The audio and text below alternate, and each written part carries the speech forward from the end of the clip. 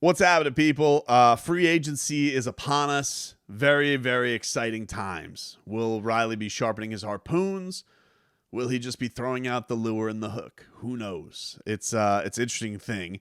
But it does appear that the Miami Heat are going to lose out on a piece. Now, I'm a little bit bummed out. I'm bummed out that they are going to be losing out on Victor Oladipo. It seems very much like the trajectory is Victor Oladipo is going to find a new home. That it was funny. I saw the odds. We get sent these odds all the time. Radio hosts and media members, they send odds out. And he weren't even on the list for Victor Oladipo, which I found kind of weird because normally it's like, oh, well, at least the incumbent team is usually on the list. He weren't even on the list for the Victor Oladipo odds. I think this for a couple of reasons. I think one, I think Victor Oladipo is very much looking to get his career back on track in a defined place. I think with the Miami Heat, they are in their own little world of needing to know what are they going to do at that two-guard spot. Who is going to be the starter there? Is it going to be Tyler Hero? Is it going to be Max Strus? And so if you're Victor Oladipo and your goal ultimately is to get back to max contract level, get back to all-star level, is Miami the best place for you? It's not for everybody. That's what they always say, right? In Heat culture, there are a few guys, Riley talks about this. There's aughts, there's sots, and there's nots. All right. You're aught, you're an all the time guy. There's sot, you're a some of the time guy. And there's not, you're a none of the time guy. Right. And I think that for Vic, being here for a couple of years, basically working your way back into the lineup, you get back to this point where you're playing 50-minute bursts. The Heat has their worst run of the season. And they decide to take you out. And then he's playing back in the playoffs, basically because Kyle Lowry gets hurt. And for a defensive standpoint, I thought did really, really great. I mean, he was a menace on the ball. Really, really a menace for this team. Had some clutch performances, but he's not his efficient self. He's not all the way back to Victor Oladipo, which I don't think should be expected. And Eric Spoelstra talked a little bit about this with his end of the year media. Without a doubt. Coach Quinn showed me, look, I was aware of this. I'm fully aware because I've been with him for a full year. But that stat in the last 3 years, how many games that he had missed, and then how many regular seasons games he's played in the last 3 years, for him to do what he did in this playoff run is really unheard of. Really, to have no regular season games and not have a base of weeks and months to get in a rhythm and a flow and test your health and then get into a rhythm. There was hardly any of that. He had some practices, starting in January, February, but we weren't practicing a ton, so it was mostly a bunch of work, behind the scenes. And then, the quickest way for him to find his rhythm was defensively. His instincts, once he got healthy, you saw his presence defensively and how impactful he could be. And then offensively, as the playoffs went on, that's how funny it is. Crazy. He's getting in better rhythm, in the most pressure-packed moments. But yeah, he has not had that summer of work, and Vic has a great work ethic. I've seen him over the years. He's lived and worked in Miami. When he was healthy, I saw him work, and his capacity to work is extremely high. So he hasn't had a summer like this in probably, 4 summers? Yeah, you're going to see a totally different Vic next year by the time he gets to training camp. He's going into the summer, physically able, to work at his craft, and he'll get back to the player that people are accustomed to seeing. So I think they do think highly of the guy, but I do think that Vic has to look at it himself and be like, is Miami, as much as I like the city, he lives here, he usually trains here, is this the place where he's ultimately going to get back to where he wants to be? Because, he seemingly has a good relationship with Tyler Hero. Tyler Hero's made it clear that he wants to start. That would be where Victor Oladipo would play. I just think for him, he's looking at it and be like, well, when you see the teams like a Denver, a Detroit, a Minnesota, Washington, when you see some of the teams that are thrown out there for Victor Oladipo, you're like, I kind of get it. Like, get him into a spot where he's going to get a lot of minutes, get a lot of time, maybe bring a little bit of veteran leadership, and can really, really produce numbers that will get him a long-term deal, because he's probably going to sign a 1-1 if I had to guess. It could be anywhere from the 12 range, could be anywhere from the 20 range. I think for him, I'm talking total, not average. I think for him, he just wants to find a place where they're like, Vic, we need you. We want you to be in this role. We're going to give you these minutes, and that's that. And it kind of needs to be in a mix of, they already have their young guys, but they also need a little bit of leadership, which I think, he was big in that in a lot of areas too. Can bring the tenacity on defense where a lot of these young guards struggle. And I think that's just what he's looking for. I don't know if this is a personal thing. I don't think this is an anti-Miami Heat thing. I think that he's just looking for something that just fits him the best way. Now, he is being very cryptic on Twitter, where he says, what you seek is seeking you, with a wolf emoji. And then he puts another wolf emoji with a Willy Wonka meme, which I hate like poison. How quickly they forget, but soon they will remember. It's like a fortune cookie, except with a Willy Wonka on it. Some people were surmising that the wolf represents the Timberwolves. I don't think so. I think that it very much represents lone wolf. I think that's what he's kind of out, the lone wolf. Like, he's out there, he's finding his own way, he's carving his own path. Because in a lot of ways, he was a lone wolf with the Heat this year. It's crazy to think he had to battle all his way to get playing time. Then he was out, and now injuries. He kind of forced his way into getting regular minutes again for the team. And you have to respect that. You have to respect with what he brought to the table and where he was. You talk about a team that was kind of falling apart physically, and one of the most reliable guys physically by the end of it was a guy who was on one leg last year. That's pretty crazy. So there is part of me that's going to miss having Vic on the team, because I think we all know what the talent is. I think we know that, especially defensively, what he brings to the table, it's a lot. You had that weirdness in the middle of the year where Skip Bayless was saying Jimmy Butler told, I don't want to share the floor with Victor Oladipo. They were making fun of that by the end of the year. Was that true? I don't know. I do think that Jimmy Butler did want some changes in the middle of the year to the lineup that he felt suited him better from a basketball standpoint. I don't know if that involved playing with Victor Oladipo. By the end of it, didn't have much of a choice because there wasn't a lot of bodies left that were reliable. So I think Victor Oladipo is going to be a lot better next year. But I think that to guarantee him, you're going to be in this role. If I were him, I'd almost want to go to a place that's not on the door of contending, because those contending teams are very fleeting with how much they'll stick with you. If you're on a younger team, could go one way. It could go to the way of they go completely young. But I think that if he could just find that right mix, Detroit with a Cade Cunningham, I think makes a lot of sense. If he could just find that right mix of team that wants to make a move up, but also will stick with him a little bit, I think that makes a lot of sense for Victor Oladipo. I really think it does. And I think with Miami, it just seems like, one, what is going to be their financial commitment to him? And two, okay, let's say they go into this year.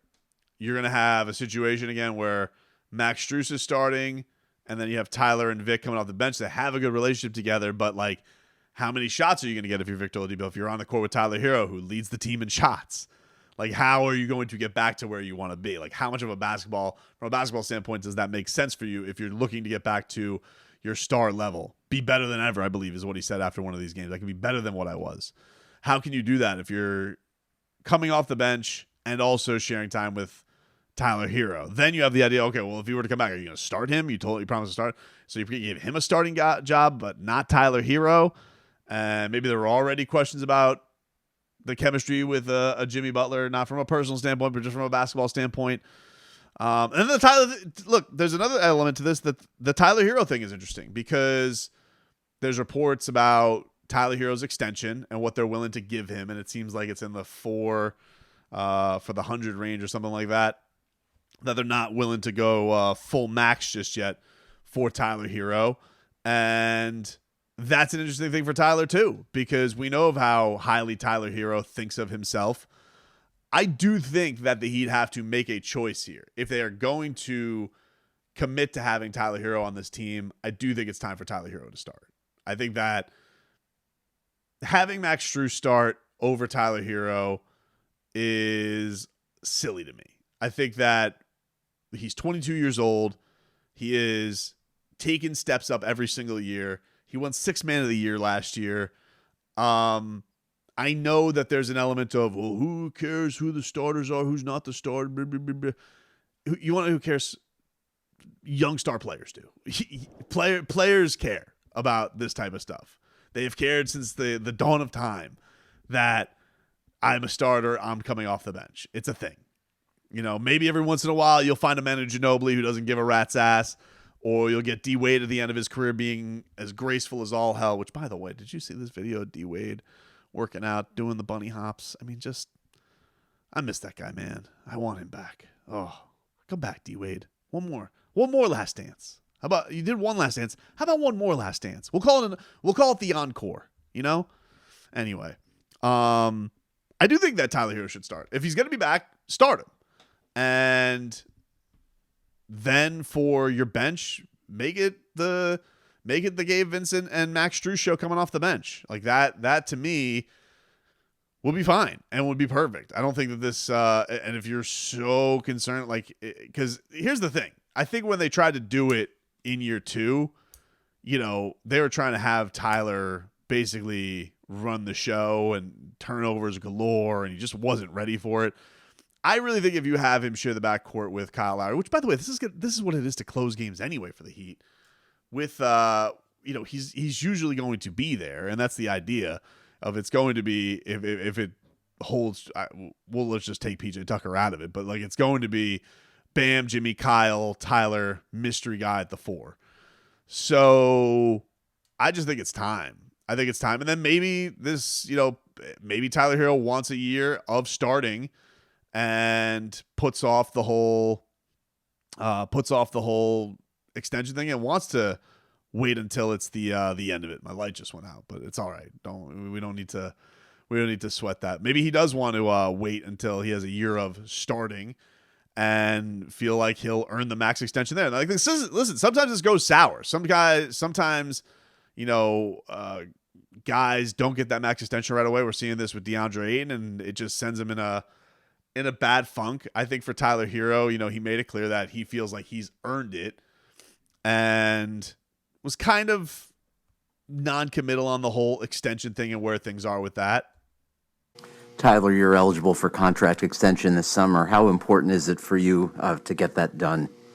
I'm not sure yet, honestly, what's going to happen. You know, we'll see what happens this summer. My agent will talk to who he needs to talk to, and we'll see what happens. So if they're only willing to go to a certain level and not give him a max extension, which I can see the arguments for both sides if you're the Heat. Like if you're the Heat and you're looking at Tyler Hero and you're saying, okay, yes, you did everything to the best of your ability at 6th Man of the Year this year. You also weren't as effective in the playoffs nearly anywhere where you were in the regular season. The other side of that, though, is he's 22 years old. And so if you're the Heat, you say to yourself, like, look, you're going to get over $100 million with this new deal, and it'll be up quicker anyway. Like, normally the times with these deals, like, you're going to re-up as it is anyway. And I think if Tyler Hero thinks of himself as he does, like, he's going to be 20, he would be 26 at the end of that deal, 27 at the end of that deal. Tyler Hero might have 2 more contracts in him if he continues to go on the trajectory that he's on right now. Guards who can score like him, like he feels like he's been making a boatload of money for a long, long time. So maybe he does want to just commit. Maybe, you know, $100 million in guaranteed money, and, you know, having not one, but with having a second kid on the way in the fall. Maybe that is enough for Tyler Hero to say, boom, I'm ready to lock it in, and that's that, and I'm set. And if I tear my Achilles, I am good. But there's also ego involved in that. You see, if you consider yourself with the Trae Youngs and the Lucas, we've done this, John Morant's, and they're all going to get their maxes, super maxes, and you think of yourself in that regard and of that caliber, maybe it does come down to, his father having the quote this year to Izzy Gutierrez that if the Heat didn't have him, they wouldn't be a 500 team. Maybe you feel like that obviously is worth a max contract. I think for me, the thing that's tough for Tyler Hero in that it wasn't for Bam is that the Heat made the finals. Bam is never going to be a guy who's played off the court. It's just never going to happen. Like, no team is really going to ever really take Bam. He's never going to not be able to make an impact on the game, right?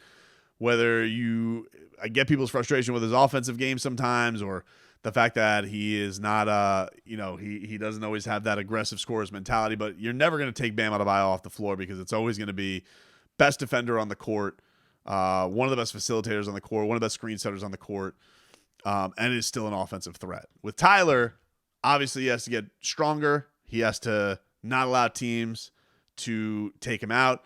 But then you also look on the flip side of it and be like, man, a lot of teams were focused on Tyler Hero and trying to take him out for the Miami Heat. Obviously that leads to there's a great importance here for what this guy brings to the table.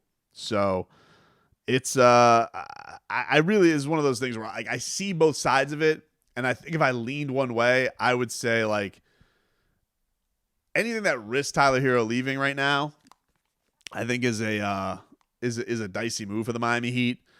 They do seem very hesitant to get rid of him. Like, everybody always kind of just throws him into every deal. And I think unless it's like the perfect Orca deal, I don't think I'd be so keen on doing it. People talk Bradley Beal. All right, Bradley Beal, like what has he really done though over the last couple of years? His team's never in the playoffs. He did win a scoring title, or came close to winning a scoring title. But he's going to get to 30 years old and they're going to give him $250 million. Is that a smart idea? Is that a smart allocation? Donovan Mitchell one's always going to be an interesting one for sure.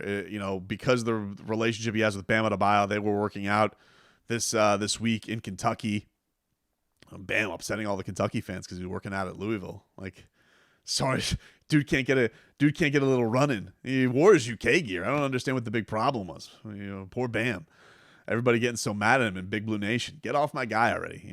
It's enough. It's too much. You guys are being too harsh on him. But I ultimately think this ends with, I think that Tyler probably doesn't take it, and I think probably they kick the can on the next year. And I think this does end with Tyler Hero probably starting for the Heat if there's no big splash. And I think that's the move that they should go. And then if he has his excellent year and does take the jump that he has, like, he's going to be undeniable. If he keeps going the trajectory he's going, like, I do feel like the max is going to be undeniable for him. And the contract that he wants is going to be undeniable for him. But I get some of the hesitations that he would have to say, oh yeah, you definitely have all the boxes checked to get all of the money right now. When you're when you're taken out of a playoffs in certain regards and you need to show great improvement in the most important games.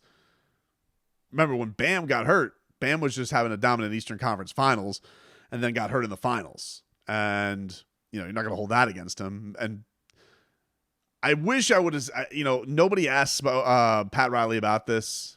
And I put my blame on myself because I was there. I asked him. I'm the one who asked him about Tyler Hero, where he says, "Oh, go earn the job."